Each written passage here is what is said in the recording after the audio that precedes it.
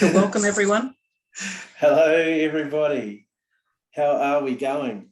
Look, it's great to see you again, Mel. It seems like it was only yesterday. It does, doesn't it? Time's gone so fast. It has. So obviously, that is hello, everybody, and welcome to the room tonight. Just type anything in the comments that come up for you in the conversation. I'm constantly keeping an eye on it, and so is Mel, because she's as fantastic as me.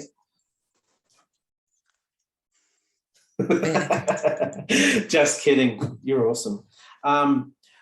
Who are we? Who are we? Who are you? Who am I? We are humans here, having a wonderful experience here on Earth. Oh, well, my name's Craig anyway, and I am a professional coach. I do. I coach transformational coaching in emotional intimacy. I love doing it. It's my thing. I love love. And Mel, what about you? Just to introduce yourself and who you are and what you do and what you love.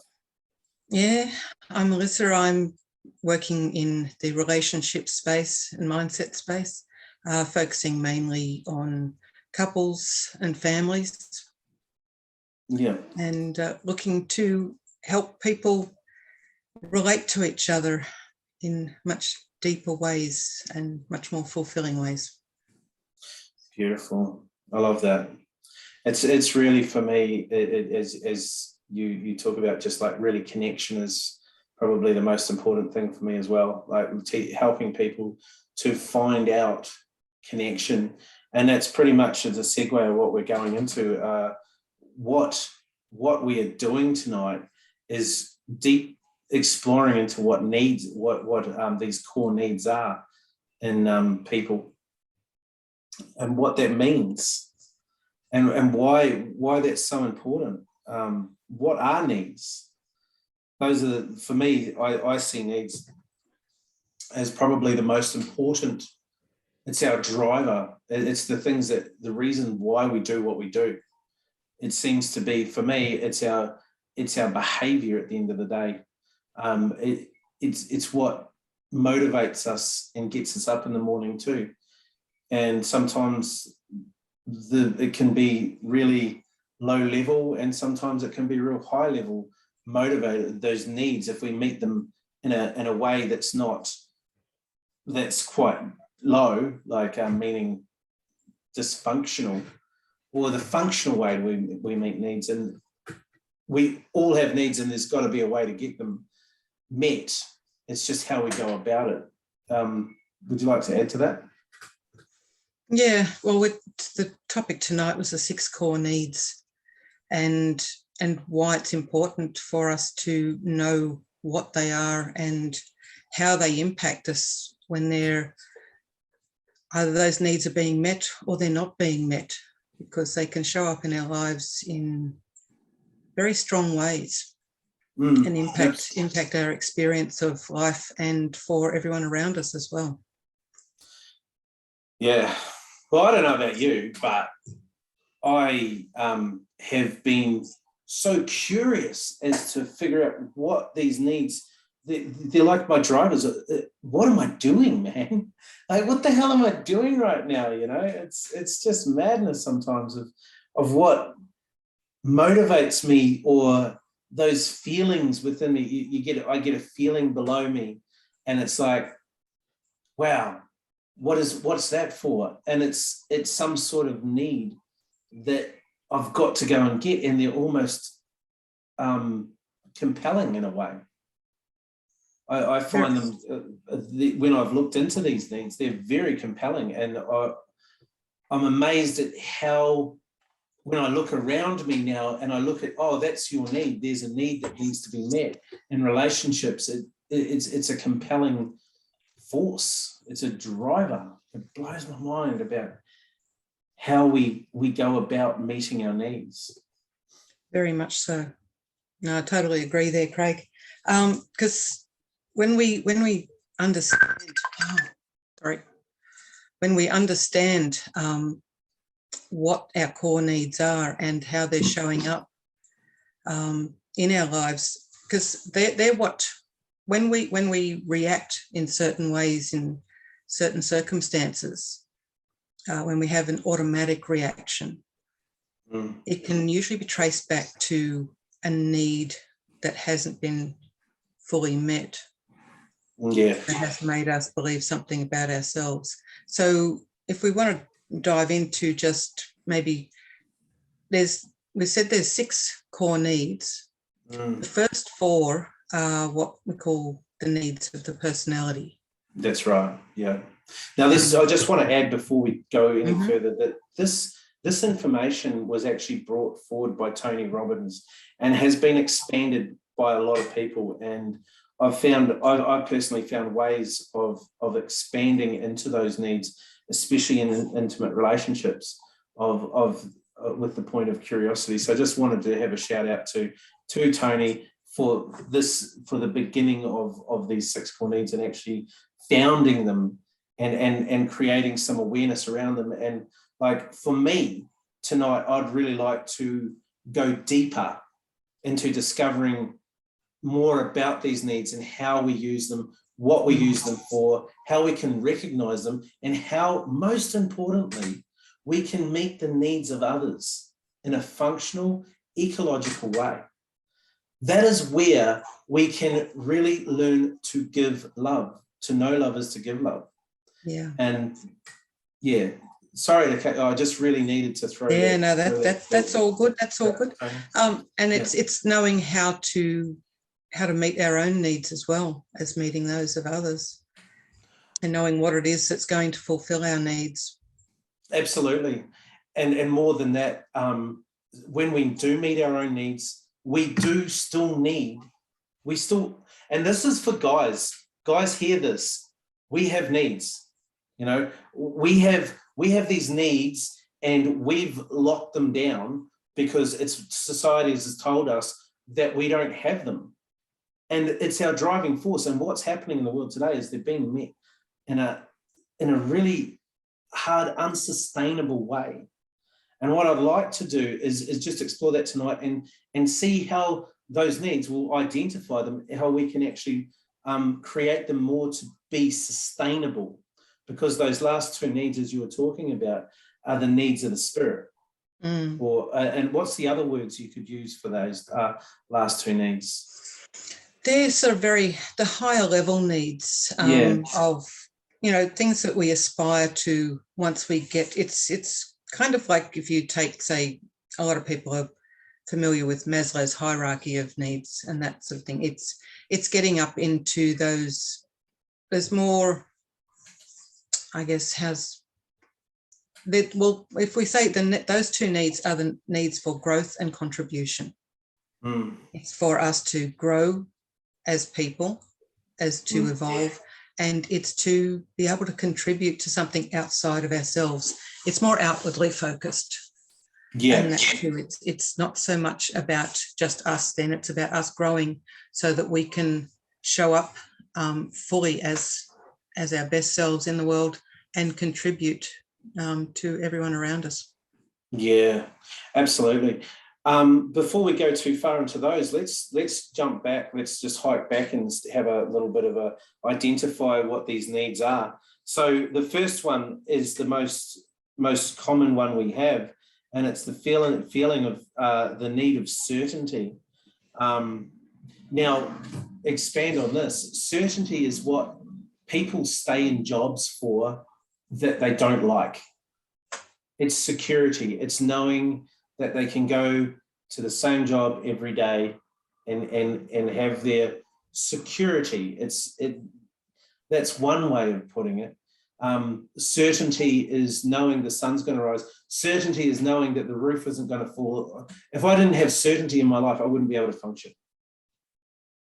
Yeah, you're right, because certainty is at the very basis of all our needs. Well, the most basic of our needs is that need for certainty.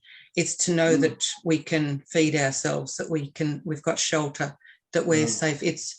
And some people might not relate so much to the word certainty, and you used another term for it, security. There's also safety and comfort. It's knowing that we're okay.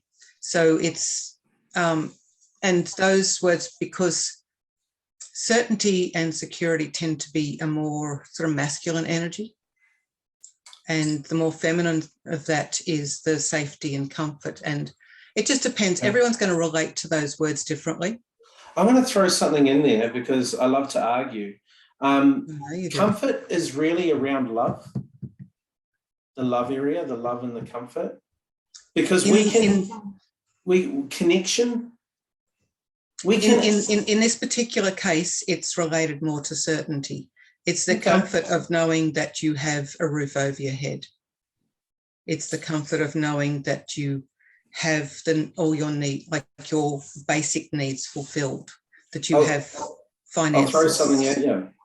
Tell me how you like this one. So there is one connection. One of our needs is connection, right? Mm-hmm. Love and connection. Yeah. Now, there is people that tend to, right, overeat, the comfort eating, right? Mm. And that is usually 9 times out of 10 a substitute for love and connection. It's also can be a form of meeting certainty and uncertainty. Okay. So much fun. Because I've just touched on that second one, uncertainty. Now those two, they're the first two of our core needs, certainty and uncertainty, and they go together. And that might sound strange that we need that, but when we look at the other terms for uncertainty too, you've got variety, adventure, and challenge. Yeah. And we need those things to grow. That's and we right. need those things. We get boredom is what can set in if we don't have enough variety or uncertainty in our life, enough challenge. And people will go out searching for challenge. It's something that young, like teenagers and young adults, are hardwired to search for is adventure and challenges. Yeah, absolutely. And when those needs aren't met in what we call a resourceful manner or a helpful manner, they can often look for those needs to be met in very unresourceful ways. Yes. And the word unresourceful I'd use probably in less functional ways. Absolutely. More ways that are unsustainable. Because and unhealthy. The funny thing about it is when we do have these needs that are met and as you say unresourcefully, they tend to be short-lived and have some consequences that are not as ecological. So they might be good for you, not good for the world, and not good for others, or not good for your significant, not good for you, not good for me. They could actually be so bad. Like, let's say heroin. The heroin is a form, and drug addiction is a form of uncertainty. It's that need being met because just to change state, as Tony says, it's a change of state. It's a variety. It's the escape from the certainty. It's the escape from knowing what the world's coming, and it's like, I'm going to go, variety. So that's an unresourceful way. Not good for me, not good for you, not good for the world. It can show up in drinking. It can show up in driving too fast. It can show up in stealing things. It can show up in all sorts of ways where they're looking for that. They're looking for that adrenaline rush. Yeah, it can show up in and it's funny, isn't it? Funny between the two. Like there's always an opposing factor, like the certainty, uncertainty, and it's what you'd call a paradox, where they don't seem to complement each other initially. They seem to be diametrically opposed, the polar opposites. But when you actually look at it holistically, they are both working in unison. They complement each other. They do. And we can actually get certainty and uncertainty met, those needs met, all at the same time. Absolutely. And one of the examples that I was listening to, Joe Pane, is he's done a lot of work around the core needs. and is very well versed in them. And he cites the example of he uses running as a way of meeting his need for certainty and uncertainty. Yeah, exactly. Because he knows when he goes running, if he's feeling stressed and he thinks about going for a run, he knows what that's going to feel like. He knows how good he's going to feel after it. So there's his certainty. But he can extend himself. He can put himself into a marathon. He can put himself into all sorts of different events where he's going to stretch himself. And there's the uncertainty met within that as well. Or he can dial it back just to where he's comfortable and meet his need for certainty around that. So that's, and he says it's important to actually have a ritual or something like that, a habit or a hobby or something where you have that certainty, you know you can go to that and meet that need. And we're talking about, when we're talking about particularly with children, and this is where children need the certainty of knowing they're safe within the boundaries that we set as parents. But that's why they also push against those boundaries. Yeah, they're looking for that uncertainty, but they still need to know they're safe within that. That's where we as parents need to be able to allow a bit of flexibility as they grow and just let them push and then make sure that they know they're safe still within them. Yeah, I love that. I'm just going to quickly check the comments on what's going on here because I haven't said hello. Hello, Zena, lovely to see you here. And Andrew, you're watching. G'day, mate. How you going? Yeah, Rochelle. Beautiful. And Shelley. Lovely to see you all. Shelley. Thanks for joining us. And anybody who's watching, jump into the chat, say g'day. Let us know you're watching and jump in. We are watching the things. One of the things, jumping straight back in, one of the things I like to meet my needs with this is there's this magical little, it's called Boundary Falls. There's this magical little walk. It only takes 5 minutes to get down these stairs, and there's 1,000 and million stairs. It's like climbing Peru or something. And you go down and you just enter this whole new amazing forest. Now, I've been there so many times, okay? But I love it. And every time I go there, I always meet somebody different. I always see something that I haven't seen before. I always go and look at something I haven't seen before. And that's what, we're constantly meeting those needs in those things. Now, what I really like is, and I can remember back in relationships, is practicing the game, I don't know you. Because we get so familiar in our relationships. And once we get so familiar in certainty, the diametrically opposed is we get bored. Yeah. So, and the thing we don't realize is there's so much going on around us and we are constantly changing. The one thing we've got to realize is we're either growing or we're dying. There is no plan, there's no stopping. There's always movement in the world. Like we're either growing, dying. And when we realize that and we're constantly changing, like the old caterpillar comes up to the butterfly and is his old mate that used to be a caterpillar and he says, bro, you changed. And he goes, yeah, we're supposed to. That, it's constantly in flux. It's constantly moving. And when we realize that our partners are moving and they're changing and they're not the same people. You ever read a book, right? And then you've read it a year later or 2 years later and it's like, I don't remember reading that. It's a whole new book. It doesn't, it seems so different now. It's like, because we've changed. So I'd like to recognize that if we change, doesn't our partner change too? And to explore and realize, yeah, they may be certain, but to have that curiosity and wonder what's exciting in their life now, what are they learning? Who are they becoming? What are they passionate about? Because we constantly change our passions, and isn't that the certainty and the uncertainty met in a relationship? Yeah, I agree. And I think that's where relationships have so much scope to meet both those needs into, as you say, staying curious and staying excited about who we're developing into, and what's going on for us.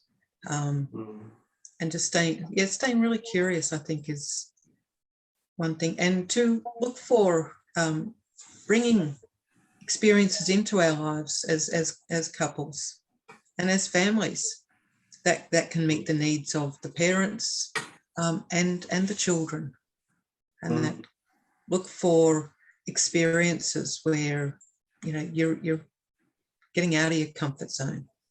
Yeah, absolutely. And also that word I love so much, curiosity. We don't know. We really don't know.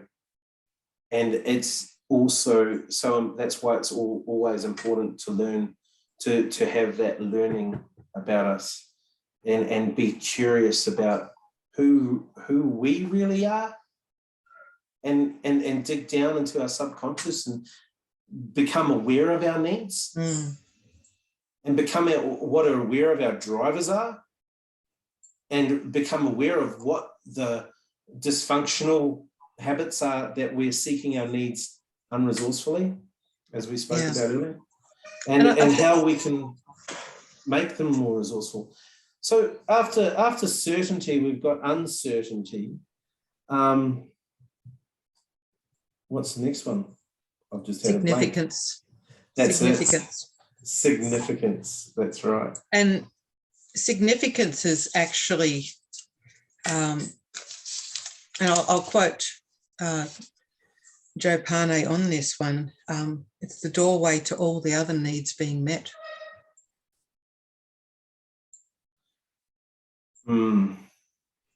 Because if our needs, our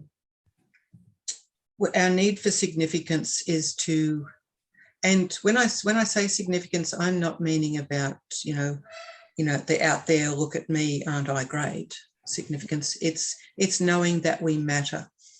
Yeah, importance. That I'm important. We are important as just as a human being. Our own individual self is important, that we matter, that we're worthy. And I love this. I love these next two because I'd like to join them up and group them together. The reason why, because the fourth one is love and connection.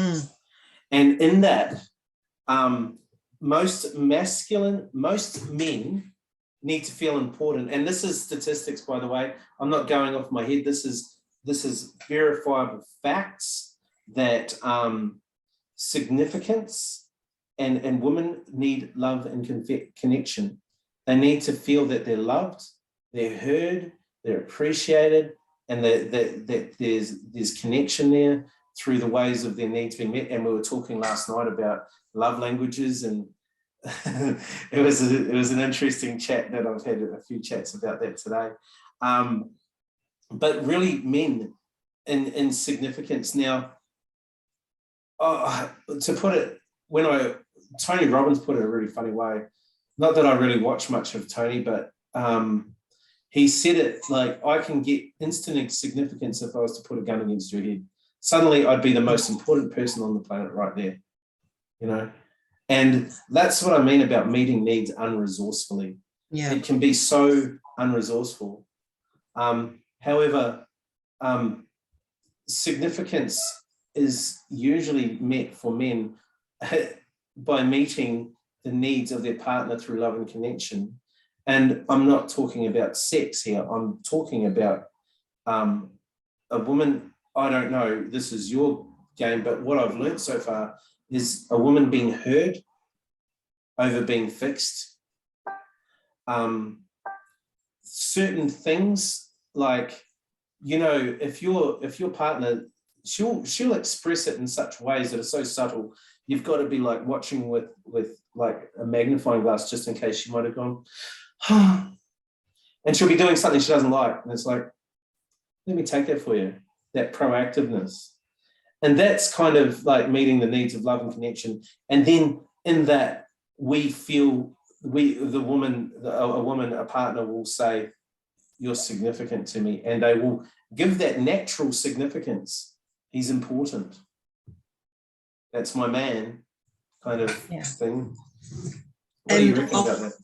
Well, oftentimes the love and connection tends to go behind the need for significance, because when we don't feel significant to our significant other, Well said. then people tend to withdraw. They tend to not want to reach out and let the other person know that they matter to them. And there'll come a time where sometimes somebody will keep reaching out to connect. And when they get the impression, or things happen, and things can be misread depending on how our perceptions are of what somebody's doing. And totally. we can misread the cues from others, our partner, so easily, or even other people that we work with or are friends with. We can misread those cues because of how we're viewing it from our own maps, our own experiences that have coloured our perception of what the world is all about. And we touched on that a little last night. But it's when you feel that you really matter to somebody, then you really want to step up and be there for them. See, it goes back to the same thing again, Mel. It really keeps shooting back to one of my favourite sayings. To know love is to give love. And it kind of grows. It's like depositing in the trust bank again, you know? And what I mean by the trust bank is we have this little deposit box that in a relationship, when we are there and we show up and meet the needs of our partner, a deposit is made into the trust bank that you're going to be there. You're going to be there. You're there. You show up. You show up. You show up. And when you got that's wealth to me. That's wealth. It is. Just quickly checking the comments here. But what I also just want to throw in there too is that we can't just completely outsource. No. Our need to know that we matter. That's right. It's something that as children we need to grow up knowing. We learned that through our adults in our life, our parents and other significant adults in our life, that either whether we matter or we sometimes get the message that we don't matter. And that may be an intentional message, or it may not be a completely unintentional message. And most of the time it's completely unintentional. Yes.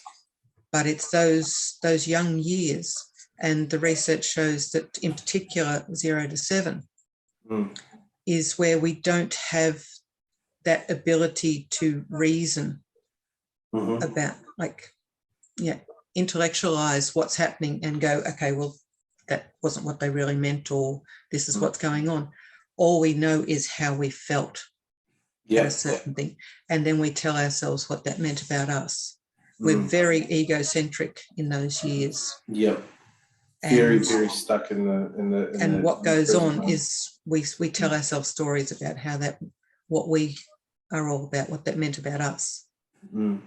And if it might be something where, the old children are seen and not heard. Yeah. Yeah, exactly.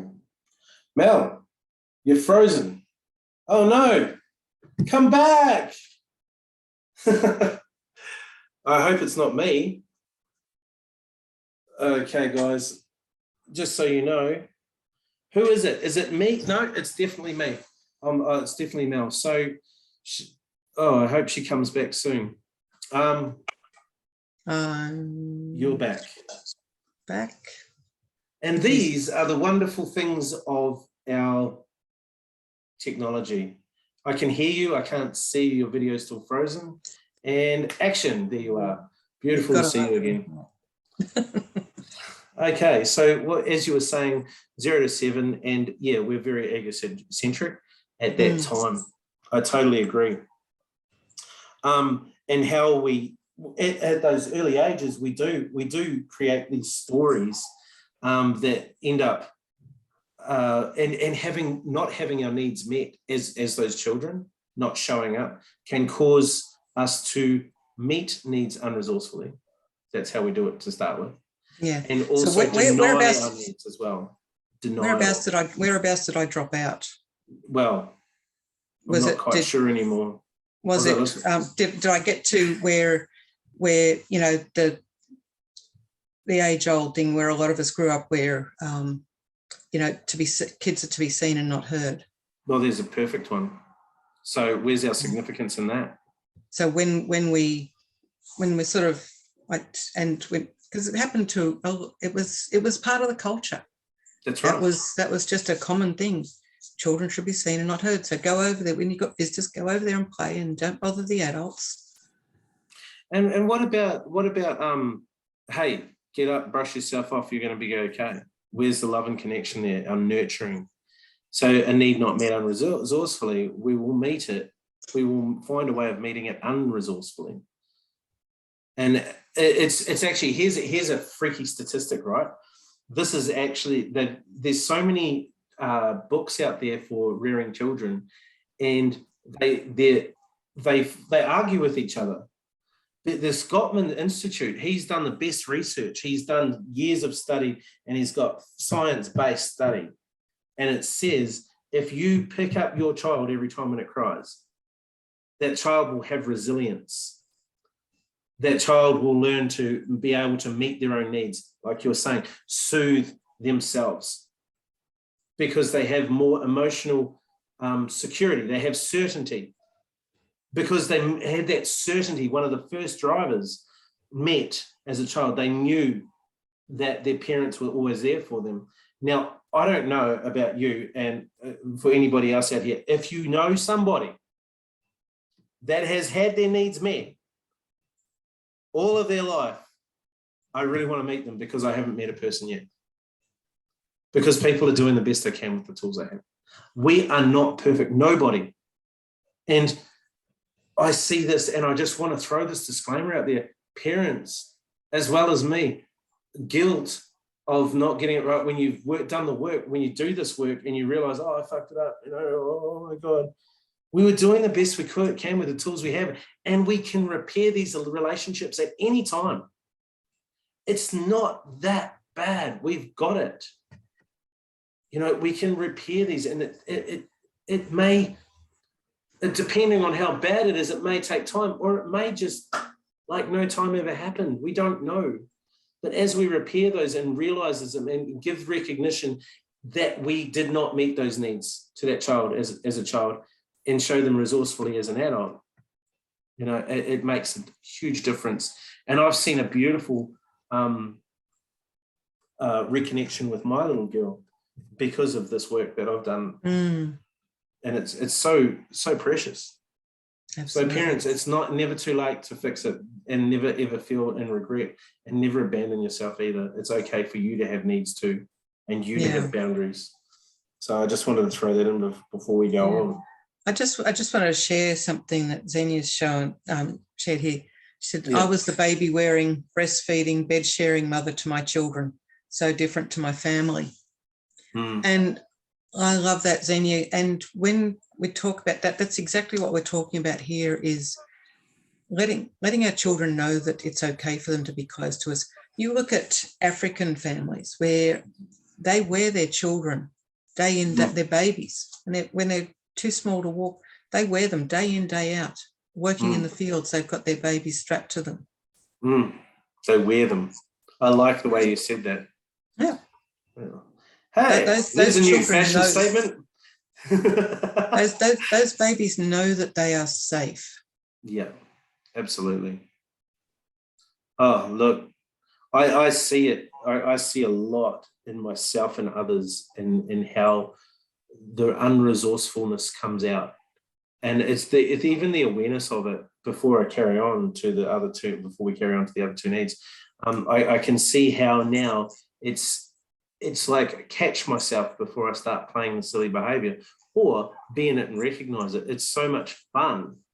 It's almost like it's a game, and it's got some hard lines in it. And yeah, it can be painful sometimes, but it's inevitable too. And if we're going to continually stay in our comfort zone, we're never going to grow. Mm. And growth is so we've got our 4 now, right? Now we've got the last 2, which are the spiritual, the higher level needs. And that's for growth, which is the 5th one, growth. And the 6th one, Contribution. I love contribution. Mm-hmm. That's why we do what we do. I don't know, my purpose is to connect people with themselves so they're aware of their needs. Like, this is one of the aspects of why I do what I do, because I love love and giving love. The more we do this, the more we can connect with ourselves as well as others, and people grow together. Our communities grow stronger and tighter. The people we have, we can show up for people and give more love, give more certainty to the people we love, and love and connection and significance, all those 4 needs. So growth and connection and contribution, although they're higher, they're the way from dysfunction to function. These 2 drivers, these 2 contribution, when we employ those 2, we actually can ask ourselves, growth. If you're not living, you're dying.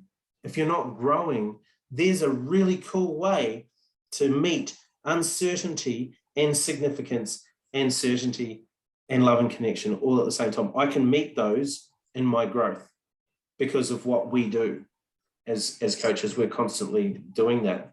I meet those 4 needs in my growth, and the contribution in that as well. I just meet them all 6 of them are met suddenly. You know? I love that. And I'd just love to throw a little extra in on that one, because I don't think you can meet those 4 needs through those 2 needs. I think because if you're not meeting those 4 needs of the personality, then there is always going to be something holding you back from your growth.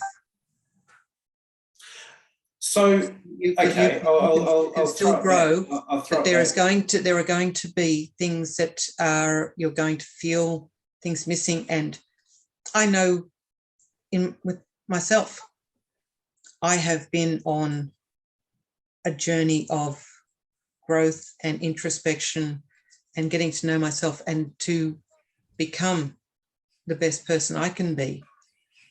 It wasn't until I started seeing where my needs hadn't been met, my first 4 needs, because I was in a lot of pain, wanting to grow and wanting to contribute. I wanted to get out there and do this work and start to help others. But I was in the road. I was in my own road because I hadn't learnt about the core needs of certainty, uncertainty, and significance, and love and connection. Love and connection was something that I was always searching for, but it was not having the other needs met that was stopping. There was a fly in the ointment for me. Yeah, I can really relate with what you're saying, and with the growth and contribution, with my purpose as a coach.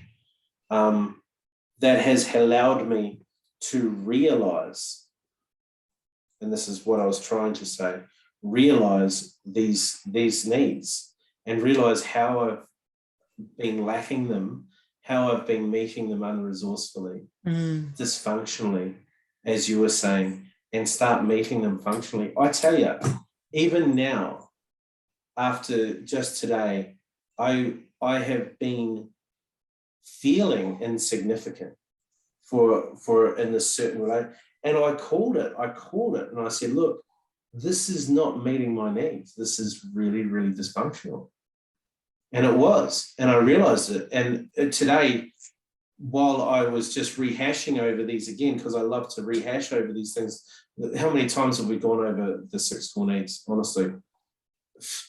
you know, and even today I learned something new and it came up with me and I'm like, in this place, in this time, what I'm dealing with today, this is huge. It was just another hit. My significance and love and connection. I did not realize how important they were and how much of a driver they were in my life. Like over certainty and uncertainty. Like they just went and they just took over, because usually certainty and uncertainty are the first drivers. You know, certainty is the first driver of life. I was actually really living in connection, love and connection and significance. And I'm realizing now in growth, using these last two with growth and contribution, they make these more sustainable. Yes. These other four, they make them so sustainable, and we can just keep driving on. You know? They allow you to really blossom in those areas. Yeah, yeah. I'm so grateful for learning these, and not only that, it's like meeting my own needs and realizing where they are. This is it, the awareness of the needs and how I'm acting in my needs and how I'm showing up and how I'm feeling inside and being aware. So there's a model that I like to use a lot, and I've employed it for a very long time. Have you ever heard of the 3 A's? The 3 A's. The 3 A's. Hang on. I'll just quickly chop cameras over, and I'll show you what I mean. Ta-da! I'll go to my fancy little board and write it up. So I hope this works. Hang on, I'll be right back after these 2 short messages. Sure. I know. While you're getting busy. We're done. I'm looking for this. Okay. So okay, you ready? This is really hard to do. Can you see me? Yes. Okay, cool. So the first one is awareness. We can't see the top one. Come down to the next. Come down under the last one, because we can see the bottom 2. Yep. Okay, so awareness. Now these are for being aware of your emotions, right? Mm-hmm. Yep. So can you see emotions where I wrote emotions? Yes. Yep. Cool. Yep. So first we become aware of them. And this is the first thing. A lot of people deny their emotions, you know what I mean? So we go along and they're like, oh yeah, I don't need to feel that. No, I shouldn't feel that. No, I won't feel that. Because that's not, we shouldn't feel like that, because we were told, as you were saying before, not to feel like that as children, 0 to 7, you know? So here we go again, awareness. The next one I like to use, it's called, I'm having blank moments. So we have the awareness.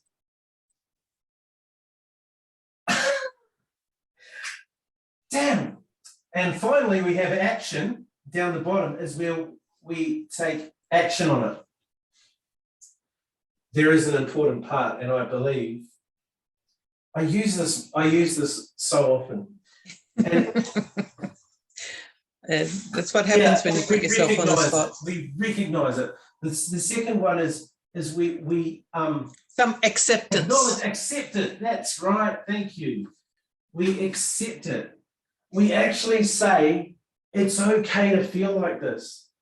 It's okay to feel like this, you know, and to feel like when we do this, when we become aware and when we accept it, then we can actually do something about it, meaning that we can meet it. If we employ those 2, growth and connection, grow and realize it's okay to feel, and we've got all these flavors of emotions that we're allowed to feel to meet our needs. So I love this, and the action can ask, is it ecological? You know, is it ecological? Does this serve you? Does this serve me? And does this serve the world? So this is a really cool model that I like to use with my emotions. So when something comes up and I'm like, I'm feeling this now. I play mirroring with myself, and I'm feeling this now. Oh, okay. Well, I accept it, and I'm just going to feel it. And then it's like it's already halfway there by accepting it and just going, it's okay. And I realized there, if I was to react, I could do something that was hurtful, or I could do something that was over exuberant, or shut it away and say something to not allow myself to feel that. So if somebody showed me that I was significant and I don't know how to deal with it and I felt uncomfortable, I could be an egotistical maniac and go, oh yes, yeah, and it would just blow it off. You know what I mean? Anyway. Yeah, absolutely. And it can show up in, with, say, in a family situation where you've got a child acting out because they're not feeling that they've been seen or heard or that they matter. And so they might start playing up. And by being curious around, and as you say, awareness is not just for ourselves, but also for what might be going on for somebody else. And when we start to realise that maybe there's a need that they're not having met at that particular moment, and then we can, okay, accept, well, this is what's going on, then you have a choice as to what action you're going to take around that. I like Remy. Remy has taught and showed us. Remy Pearson's one of our mentors for you guys that don't know. Remy Pearson is probably has done a lot for me in my life and the way I think. But the one thing, it was finding the space between the event and the reaction or the response. And putting space between it. It's okay to have that space between it. We don't need to react to anything.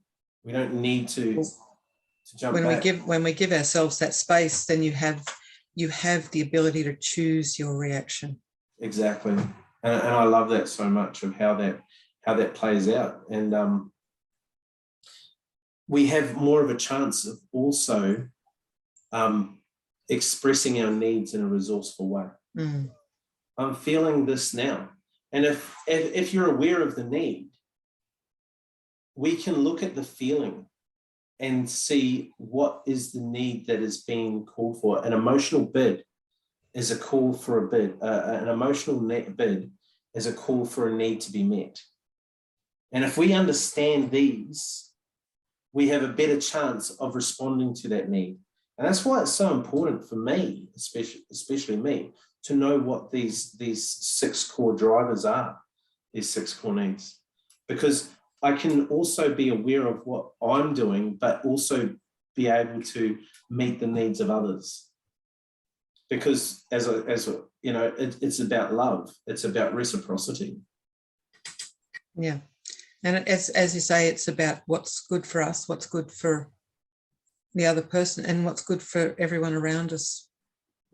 Ecology. Yeah. I love it. Yeah, thanks, Jules. It was acceptance. Anybody watching in the chat, just tell us what you're loving about this at the moment. Love to hear what you're picking up. Yeah, what you're relating to. Yeah, any questions too? Have you got any questions that you'd like us to answer?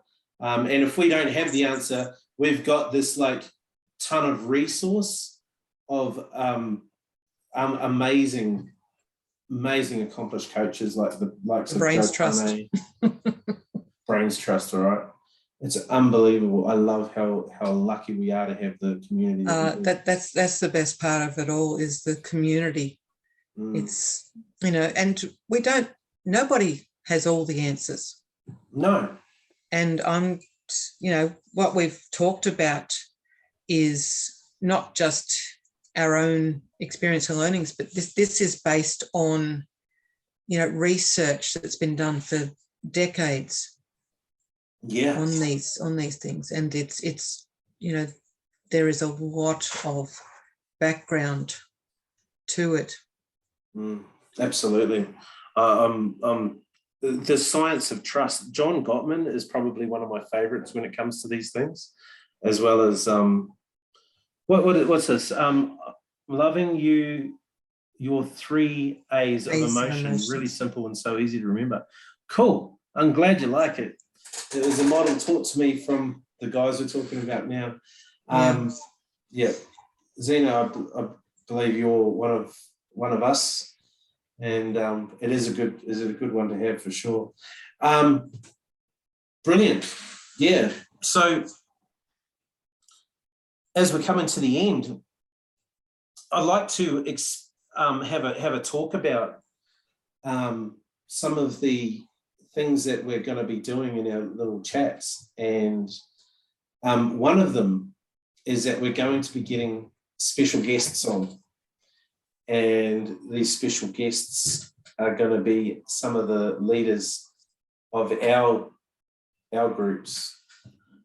Yeah, hang on, we've just got the point Mel raised before. I carry my baby son around for many years in a pouch, facing out to see the world. When he was older. Seymour. When he was older, the only way he would accept hugs was his back to my front. So he was used to being held from behind. That's so funny. To have its certainty, right? Yeah. Isn't that interesting? That would have been comforting for him. And they say, having them close to you.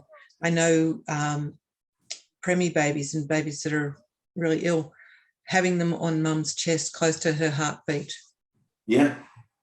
Has I've heard that research. Yeah. John Gottman Institute. He did 25 years study on children and behaviours of children, and had their needs and how we meet their needs. And he wrote so many great books on relationships and trust. He actually did a thesis on trust. He did a big study on trust, and did it scientifically too, using game theories. It was amazing. Which is, trust is certainty. And do we trust ourselves? Good question. We become successful by trusting ourselves, to know that we're going to do what we say we're going to do. Anyway. I love Zenia's just shared that she wore her children. She front wore. And when you're saying, Zenia, were your children facing out or facing towards you when you say you front wore them? I might just wait for Zenia to pop that in the chat. Yeah, sure. Interesting. But yeah, one of the, as you say, connection, and that love and connection, physical connection as well, facing towards. Yeah, thank you, Zenia. Okay, cool. So yeah, it is interesting to notice the difference as to what the children react to as they get older then. Thank you for sharing that. Is that it's been documented that babies who have not had any physical touch when they're born will die. They actually need physical touch. That was an interesting stat, wasn't it? And isn't that just one of our drivers? Love and we are connection. hardwired for connection. We are hardwired for connection. Yeah. Oh, and it's kind of love and connection for me. And I'm not talking about going out there in promiscuity. I'm talking about really loving people. It's a drug for me. Giving love in any way I can, enlightening, lighting up somebody's face, helping a little old lady across the road, giving somebody recognition, giving somebody acceptance, giving somebody an ear to listen, some validation, some recognition, or transformation. I do love seeing a person come out of a limiting belief. Yeah, and see, that's all contribution too. Yeah, it is nothing better than seeing. Yeah, and that's what the contribution is, meeting a need resourcefully. The contribution is making someone else's life better for you being there. I drive myself to contribute as much as I possibly can these days. I see that how sharing love and really giving you don't. I think I said it last night. You can't give something if you don't have it. No, you can't have something if you don't give it. You've got to give it first, and then you have it. It's a strange little paradox. The moment you start giving that certain thing to somebody, love, you have love. The moment you give significance to somebody, you will receive significance. Maybe not from that person, but you'll feel it inside yourself that you're actually given that significance. So it's important to realize by meeting people's needs, you'll end up meeting your own, because it just grows. That contribution, that giving love, that growth to know that where we are, to see where we're at, and constantly be hungry and curious to get more. Yeah, no, thank you, Craig. And I love the fact that once we become aware of our needs and how they can show up in our life, we can then either look back, we can look at ways that we're reacting to things and go, okay, is there somewhere in that my need hasn't been met that's making me feel that? Am I getting upset with somebody else not wanting to offer to help me because I'm feeling that I don't matter enough to them for them to offer? Is it with significance that can show up with somebody looking outside a marriage for connection because they're not feeling that they matter within their marriage? And oftentimes that's where cheating can come from, is going outside of the marriage looking to fulfill an unmet need. And it's interesting that it goes both ways, and it can be because, and this is here's the punchline in that hilarious antics, and it's bloody hurtful to have somebody cheat on you. I'm not making a joke out of it in any way, but it is painfully humorous to see, funny not funny, that we are emotionally shut down, and because we're emotionally shut down, we go to meet our needs elsewhere, because we haven't realized that growth and connection and contribution, to give love, is so important, to be curious towards our partner, that suddenly you can find so much in one person.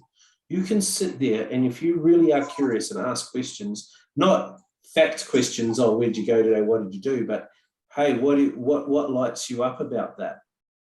The difference between, oh yeah, so you like soccer, do you? Yeah, righto. And how long have you been playing it for? What do you love about it? What do you love about soccer? When did you, and you can grow from that. What do you love? What lights you up about soccer? What is it? What kind of feelings does it give you? What was the driver for you to get into it? And those kind of questions light people up.